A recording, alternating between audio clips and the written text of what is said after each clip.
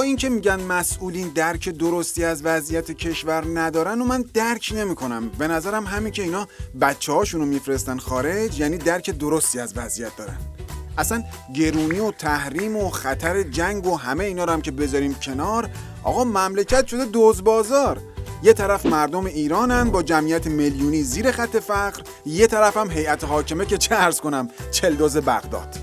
آقا برادر رئیس جمهورم دزد از آب در اومد. حالا ای کاش فقط برادرش بود، هم مشاورش بود، هم معاونش بود، هم همه کاره دفترش بود، هم ساق دوشش بود، هم رو دوشش بود، هم زیر دوشش بود، خلاصه دوشش بود. منظورم اینه که دوش به دوشش بود. دیگه داداش رئیس جمهور که اینه ببین خودش آرسن لوپنیه. خلاصه تو سر سگ میزنی دزد و اختلاس چی در میاد. مدیر عامل سایپا و ایران خودرو رو هم گرفتن. چند تا قاضی هم دستگیر شدن. بازپرس ویژه دادگاه فرهنگ و رسانه هم بازداشت شده. دختر وزیر اسبق صنعت رو هم به خاطر احتکار دارو گرفتن. داماد وزیر فعلی کار به خاطر دزدی تو زندانه.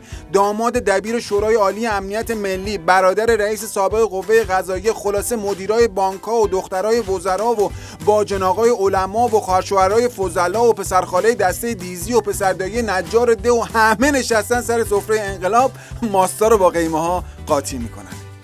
انقدر تو این اختلاس دست زیاد شد که دیگه پول کم اومده. یعنی الان مسئولین خدوم نظام با بحران نقدینگی مواجهن. یعنی نیروی کار فراوون، تقاضا زیاد، مصالح و عرضه کم. یعنی زمین رو خوردن، جنگل رو خوردن، دریا رو خوردن، پولا رو هم خوردن، الان کم اومده. آقا به قدری که اخبار همین دیشب اعلام کرد که برای اختلاس بعدی بودجه کمه، فلذا از امت همیشه در صحنه خواستاریم تا هرچه سریعتر قبوز برق و آب و تلفن و اینا رو واریز کنید و یارانه های خودتون رو هم بیخیال شوید، چرا که نظام اختلاس به یاری گرمتان نیازمند است. شاید که کمک های نقدی شما باعث شود تا گرهی از زندگی یکی از مسئولان ولایت مدار نظام با اختلاس باز شود. نظام اختلاس با بیش از 40 سال سابقه در خدمت شماست.